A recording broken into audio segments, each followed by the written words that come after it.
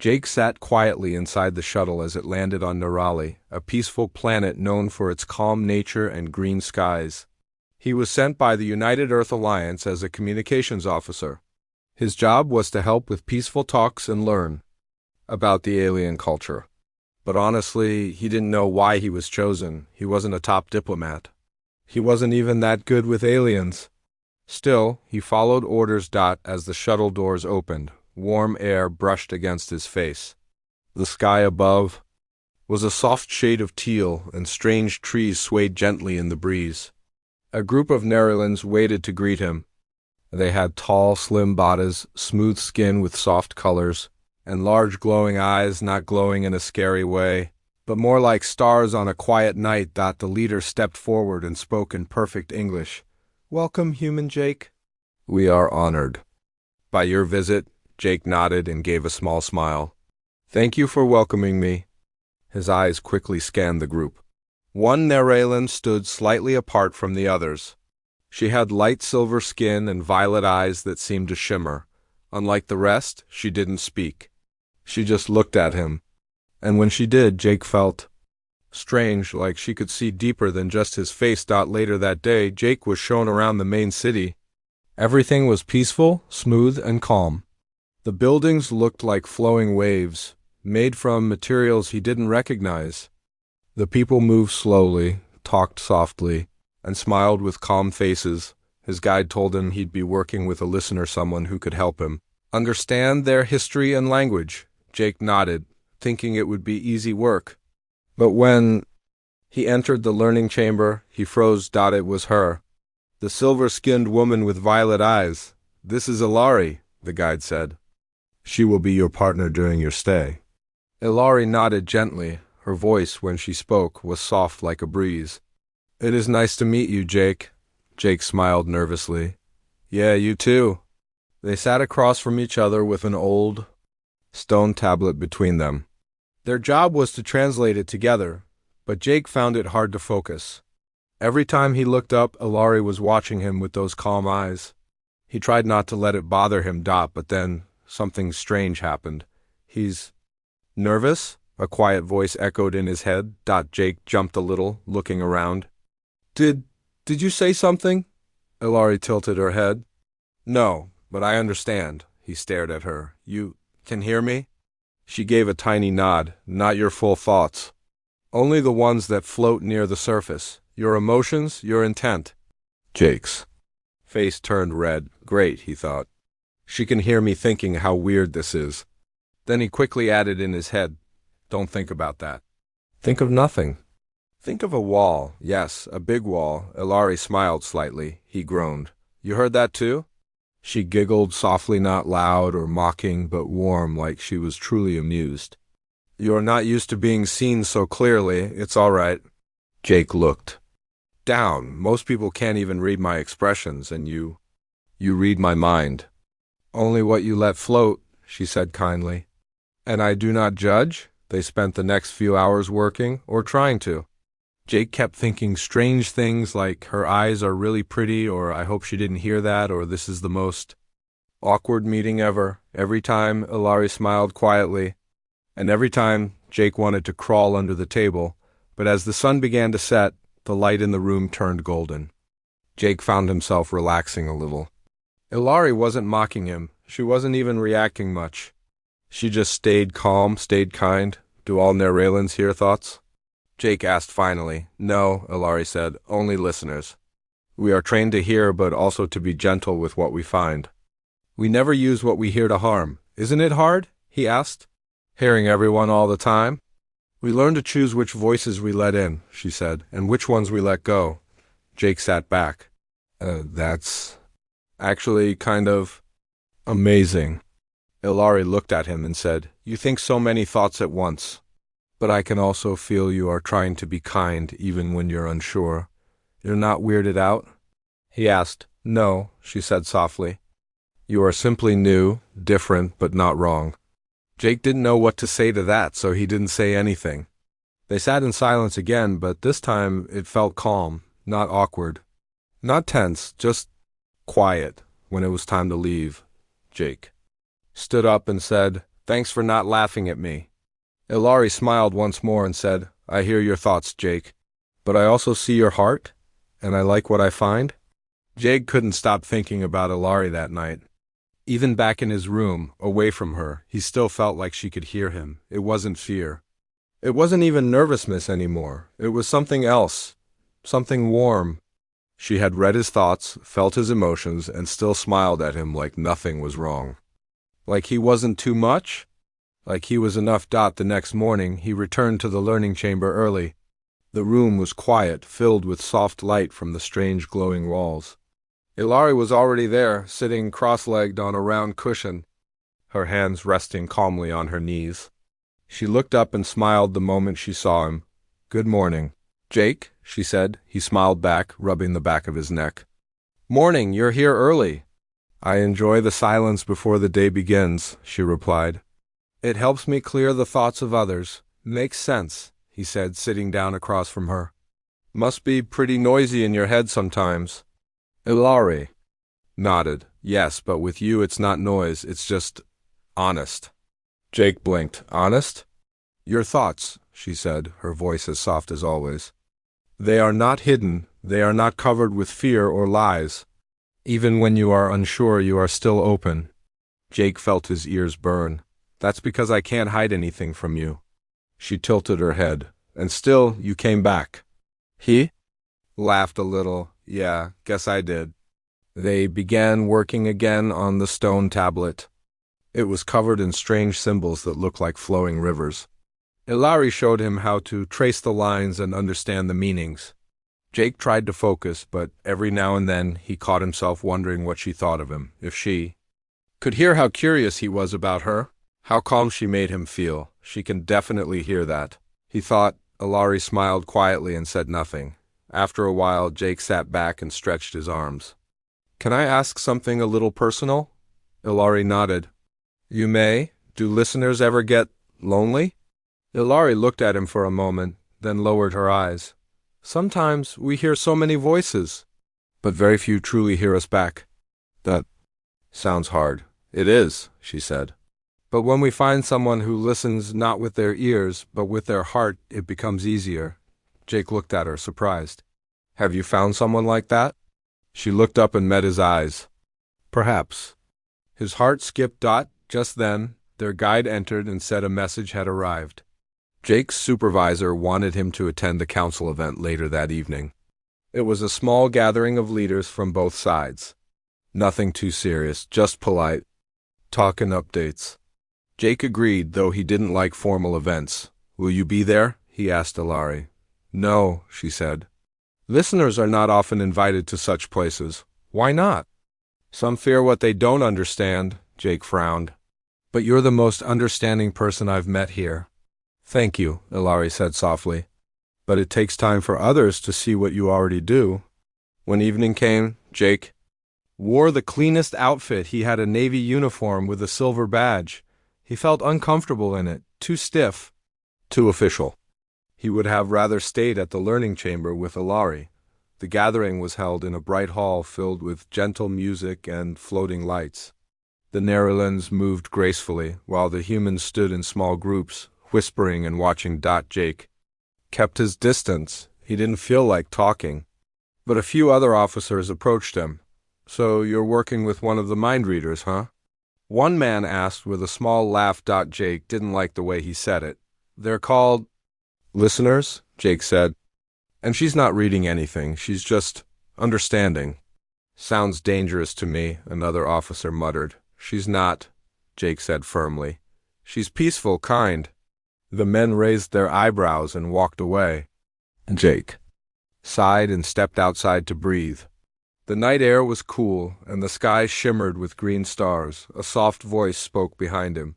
"You left early," he turned. Ilari stood there, dressed in a simple cloak. She wasn't supposed to be there, but Jake was glad she came. "Couldn't take the noise," he said. She stepped beside him and looked up at the sky. "Your thoughts were loud." He looked at her, surprised. "You heard me?" "Not all," she said, "but I felt your sadness, your anger, your worry." "They think you're dangerous," Jake said. "But they don't even know you." "I know," Ilari said, but it does not change who I am." Jake was quiet for a while. Then he said, "You came here for me, didn't you?" Ilari smiled gently. "I heard your voice in my thoughts," it called out. Jake didn't know what to say.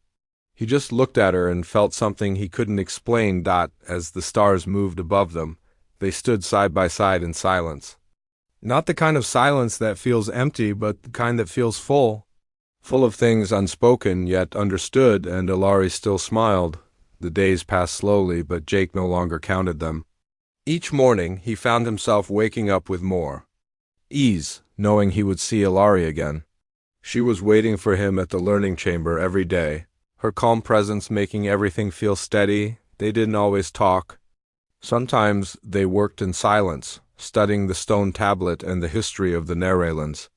Sometimes they just sat across from each other, trading glances and soft smiles. And sometimes Jake's thoughts slipped out without him meaning. One morning he sat down and said, "You already know what I'm thinking, don't you?"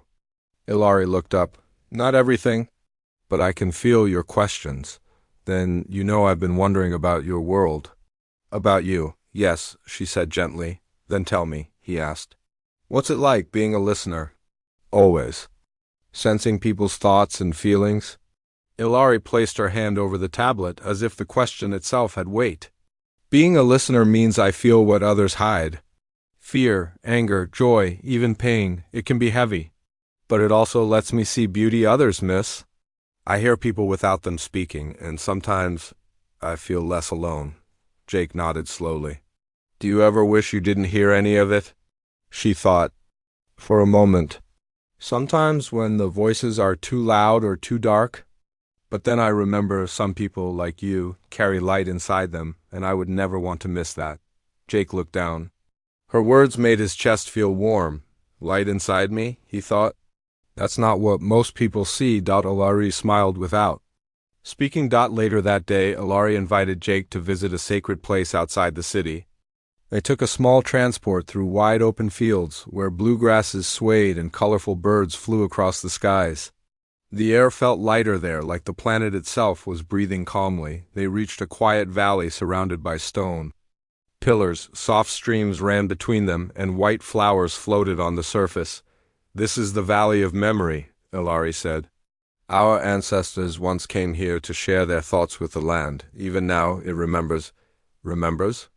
Jake asked. "Yes," she said. "If you sit and open your heart, the valley may show you a memory, not from your past, but from someone else's." Jake sat beside her, curious but unsure. "How?" "Close your eyes," she said. "Don't speak, just feel." He followed her words. He felt the breeze touch his face, the sound of the stream nearby. At first, nothing happened. But slowly, something stirred in his mind. He saw a Nerelan child, laughing, running through these very fields. The memory wasn't clear, but the feeling was joy, safety, love. The child's mother sat under a tree, smiling as her child danced. Jake opened his eyes. His heart beat a little faster. "You saw it?" Ilari asked softly. Double quotes. "Yeah," he whispered. "I felt it too." "This is what we mean when we say the land listens," she said. "We are all part of something larger." Jake turned to her. "Do you ever share your own memories?" "Only with those I trust," Ilari answered. He nodded. "What about me?" Ilari looked at him for a long time. "You are the first human I've trusted with my silence. That is the first step." They sat together for a while longer. Jake watched the flowers drift and felt something settle inside him. Not everything needed to be rushed. Not everything needed to be explained. As they returned to the city, Jake asked, "Why did you invite me?" "There? Because you needed to feel," she said. "Not just think." That night, Jake lay in bed staring at the ceiling. He wasn't sure what was changing inside him, but something was. He wasn't the same man who had landed here days ago. His heart felt fuller, his thoughts quieter. He thought of Ilari, her calm voice, her steady eyes, her kindness. Why does she care about me? He wondered. She hears everything. My doubt, my fear, my clumsy thoughts, and she still sits with me. Still smiles. As if answering his silent thought. A quiet knock came at his door. He opened it. Ilari stood there, holding a small round crystal in her hand. "What's that?" he asked softly. "A memory stone," she said. "We give it to someone we wish to remember us." Jake took it, his fingers brushing hers. "You don't have to say anything," she added. "Just keep it close." Jake nodded, unable to find words. He held the crystal tight, feeling warmth spread through his hand, and once again, Ilari smiled. Jake held the memory stone in his palm as he walked through the quiet hallways of the Nerelan Research Center. The stone was small and smooth, glowing faintly with a soft blue light. Ilari had given it to him last night, and since then he hadn't let go of it. He didn't know exactly how it worked, but whenever he touched the stone he felt calm, like she was nearby even when she wasn't, like she was listening to him even if he said nothing. That morning, Ilari was not in the learning chamber when Jake arrived.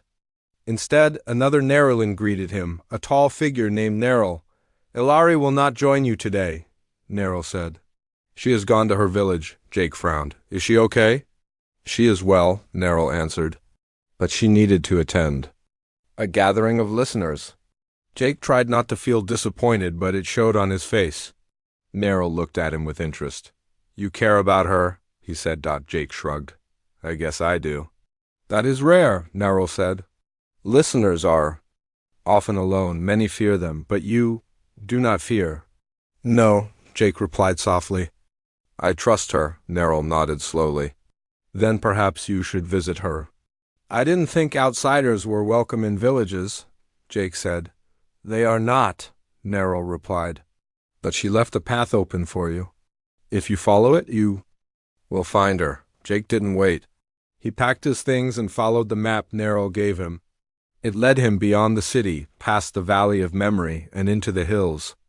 The trail was quiet, filled with gentle winds and strange singing birds as he walked. He thought about Ilari, her voice, her calm way of speaking, her eyes that always saw more than he wanted to share. After a long walk, he reached a small village. The homes were built into the hillsides, shaped like rounded shells.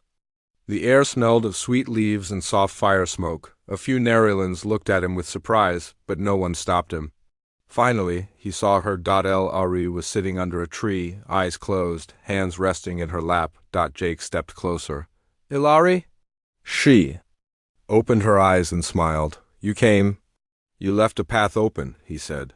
"How could I not?" She stood and walked toward him. "I wanted you to see where I was born." "Why?" he asked. "Because you are part of my life now," she said gently, "and I wanted you to understand me better." She led him through the village. Children played with glowing stones, elders sat in circles, sharing silent stories through touch and thought. No one shouted, no one rushed. Everything moved slowly. Like the wind, they stopped at a round building with carvings on its walls. "This is where I became a listener," Ilari said. Inside, Jake saw more memory stones placed in rings on the floor. Soft light filled the space, but no sound. "When I was young," she said, "I could hear too much. It scared me. I couldn't sleep. I couldn't focus. What helped?" Jake asked. "Silence," she said, "and kindness. My teachers showed me how to listen with care, not fear." She touched one of the memory stones. Jake watched as her face softened. "This stone holds my first memory as a listener," she said. "It's the moment I stopped fearing my own gift." Jake stepped closer. "Can I feel it?" "Only if you wish," she replied. He reached out and touched the stone. In a moment, he saw a younger Ilari sitting in a quiet room, breathing slowly. A kind voice guided her, helping her listen not to chaos but to peace. He felt her fear turn into strength. He felt her heart steady. He felt her begin to trust herself. Jake opened his eyes, blinking slowly. "You were just a child," he whispered. "We begin early," Ilari said. "But not all finish?" They stepped back into the open air. Jake looked around the village, then at her. "You've been through so much," he said, "and yet," she smiled, "you still stay." "I'm not going anywhere," Jake said. They walked together to a small pond at the edge of the village. The sky was turning orange with evening light. "Do you hear me now?" Jake asked quietly. Ilari looked at him with warmth. "Yes." Then you know what I feel. I do, and... She reached out and gently took his hand. I still smile. Jake held her hand tightly. They sat by the water watching the stars appear one by one in the sky.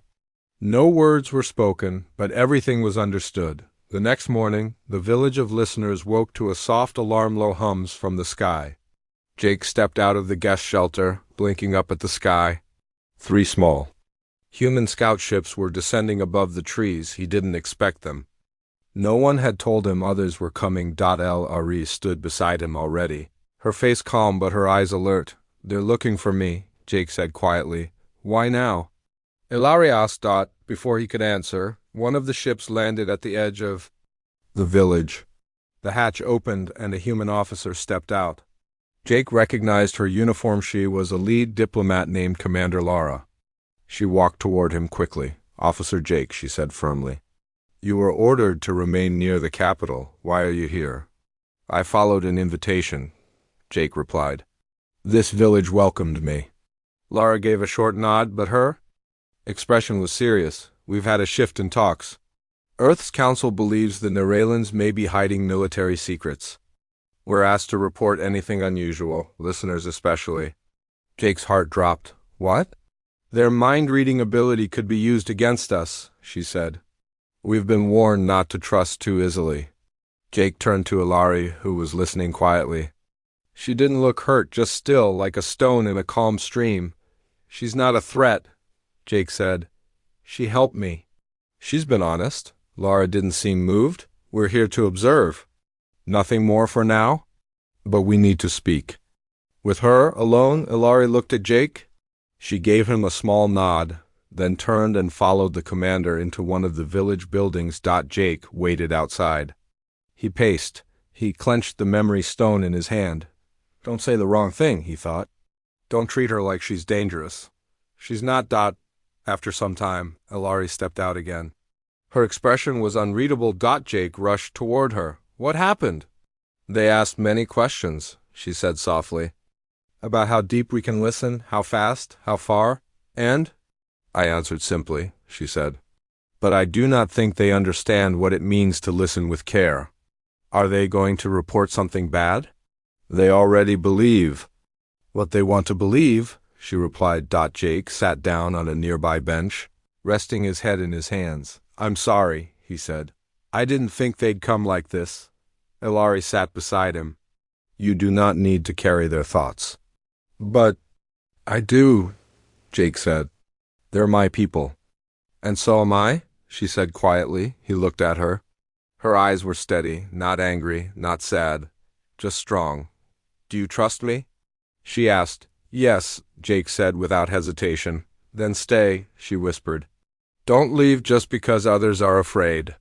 He nodded. The next day, Ilari took Jake to a quiet mountain ridge overlooking the fields. She held another memory stone in her hands, this one glowing green. This stone holds a different kind of memory, she said. Not mine, but of a time when our people almost broke apart. A time of great misunderstanding. She placed the stone between them. You may see it if you wish.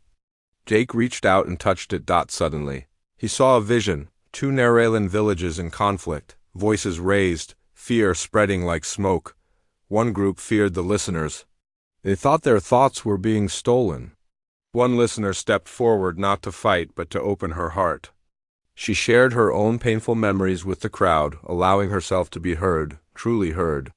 Slowly, fear turned into understanding. The vision faded. Jake opened his eyes. She changed their hearts, he said. Yes, Ilari said. Not with force, but with truth. You think that can work with humans too? I believe someone brave enough could try. He looked at her. You mean me? You carry 2 worlds inside you now, she said. One of your people and one you've come to love. He swallowed hard. What if I say the wrong thing? Then say it with care, she said. Truth spoken kindly can heal. Later, Jake received a message from Commander Lara. They were returning to the city in 2 days. He was ordered to come with them. He showed the message to Ilari. You must go. She said. I want to stay, Jake said. But your voice will be louder in their world, she said. and I will still hear it from here. He held her hand one last time before leaving. No promises, no loud words.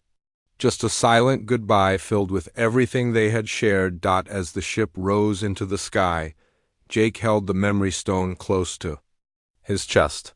He knew what he had to do next. He had to speak for her, and hope someone, somewhere, would listen. Jake stood at the edge of the Grand Council H. The room was quiet, large, and filled with both human and Nerelan officials. Curved walls surrounded them like a shell, and the center of the room had a glowing platform where speakers took turns. His heart beat faster as he waited for his name to be called. He was just a communications officer, not a leader, not a hero, but he had seen the truth. He had lived with the listeners, and he had held Ilari's hand that gave him the strength to speak. His name was called. Jake stepped forward slowly, holding a small memory stone in his hand. The one Ilari gave him. He looked around. The human side of the room watched him closely, some with doubt, some with interest.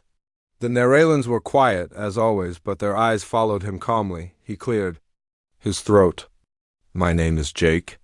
I was sent to Nerali to observe, to help with peaceful communication. What I found was more than I expected. He paused, then added, I met a listener. Her name is Ilari. She hears surface thoughts, yes, but not to harm, not to control. She listens to understand. Some murmurs started. One official raised a brow. Jake didn't stop. We fear what we don't understand, he said. I've seen that fear growing since the first contact. But fear isn't the truth. What I saw in Ilari was kindness, patience, and deep care. Not just for me, but for everyone around her. He held up the memory stone. This was given to me by her. It holds a part of her story, and she trusted me with it. He placed the stone gently on the platform. It lit up, and soft light filled the room. Not pictures, not clear images, but feelings, calm, hope, connection. The room grew quiet. Jake stepped back and continued. She could hear every time I doubted myself. Every moment I thought something awkward or silly, and yet she never laughed at me. She only smiled, because she saw past the fear. She listened with her heart. He looked at the human leaders now. We need to stop treating the listeners as threats. They're not spies. They're not weapons. They are bridges. He turned to the Nerelans. And I stand here not just as a human, but as someone who learned what true listening means. For a long moment, no one spoke. Then, from the Nerelan side, an elder stood and said, He speaks truth. Not just with words, but with memory. A human leader leaned toward his microphone. Are you saying this listener has shared thoughts across species? Jake nodded. Yes, because I opened my heart. And you think others can do the same? I believe they can, Jake said, if they are willing to try. Another voice spoke up, softer, from a younger official. What if it's dangerous? So is closing our minds forever, Jake said. The room grew still again. Finally, the lead speaker stood. We will consider this testimony. For now, relations remain peaceful. We thank Officer Jake for his honest report. Jake bowed slightly and stepped down. His hands were shaking, but his chest felt lighter. He had said what he needed to say. Outside the hall, as the sun began to set, Jake walked along the garden path alone. The sky above had turned purple, stars beginning to shine through. A voice came from behind him. You spoke well? He turned sharply. Ilari stood there, her cloak blowing gently in the breeze. You're here? He asked, surprised. I felt your voice, she said. I wanted to see if you truly meant it. He smiled wide. I meant every word. She stepped closer. I listened to your speech. Not through thoughts, but through the silence between them. And? He asked. I heard your heart, she said. And it made me smile. He laughed softly. I was so scared up there. I know, she said, but you didn't let fear win. They stood together, side by side, looking at the stars. What happens now? He asked. We wait, she said. And we keep listening. He took her hand again. I want to stay here, if they let me. Even if they don't, Ilari said, your voice has already reached my people. And your thoughts, they are still safe with me. Jake held her hand tighter. In a world full of doubt, he had found someone who heard everything inside him and still chose to stay. Jake didn't return to Earth. He was given the choice. After his speech, the Human Council allowed him to stay on Nerali, but only as a neutral observer. They said he had grown too close to the locals. Jake didn't care. To him, it wasn't about choosing sides. It was about choosing truth. Ilari met him at the station when he gave his final answer. "You're staying," she said softly. "Yes," he replied. "Not many humans would make that choice." "Not many humans met someone like you," he said with a small smile. Together, they returned to the village of listeners. The people welcomed Jake with quiet nods and gentle looks. He was still a stranger in some ways, but no longer an outsider. He had shared a piece of himself, and that mattered here. Days turned into weeks. Jake helped with small things around the village, fixing tools, learning their writing, teaching a few curious children about Earth. The children liked him. They laughed at his awkward words and asked endless questions. He didn't mind. It reminded him of home in a good way. Ilari stayed close. She didn't speak more than needed, but Jake never felt distant from her. Her silence wasn't cold. It was comforting. Even when she didn't say anything, he knew she understood. One quiet evening, they sat beside the pond again, just like before, stars reflected in the still water. "You've changed," Ilari said. "How so?" Jake asked. "Your thoughts are slower. Not rushing, not full of noise." He smiled. "Maybe I'm finally learning to listen." Ilari reached into her robe and pulled out a memory stone. It was clear, no glow inside. "This is empty," she said. "It's for you." "Me?" Jake asked, surprised. "Yes. To place your memory in something you wish to share with the future." He held the stone gently in his palm. "How?" "Touch it," she said. "Think of one moment that means something, one truth, and the stone will keep it." Jake closed his eyes, he thought. Of that first day in the learning chamber, when he was scared, when his mind raced, when he thought she would laugh at him for being clumsy and unsure, but she hadn't. She had smiled. He placed that memory into the stone. It glowed faintly with soft light. "You did it," Ilari said. "That was the first time I felt seen." Jake said, "Not just heard, but really seen. And now others will feel it too," she said. Jake gave the stone to her. "Keep it. It's part of your story now too?" She nodded and held the stone to her chest. Weeks later, Jake was invited to attend a new kind of gathering, one held between humans and listeners, together. It was small, quiet, and cautious, but it was real. A beginning. Jake stood beside Ilari as both sides sat in a circle. No podiums, no long speeches. Just a space to share. One young human officer said, "I've always thought mind reading was dangerous." A listener across from him replied, "So is misunderstanding." The room was quiet. Then the officer said, "I never thought of it like that." Another voice added, "Maybe listening is more than just hearing sound." Jake looked at Ilari. She didn't say anything. She just smiled. After the gathering, as they walked back through the hills, Jake spoke softly. "Do you think peace will last?" "Not without effort," Ilari said. "But peace is a garden. It grows if we keep planting." "What if some people still don't trust each other?" "Then we listen longer," she said, "until fear becomes quiet." They reached the top of a hill where the stars looked close enough to touch. "You know," Jake said, "even if you couldn't hear my thoughts, I'd still want to be with you." She looked at him.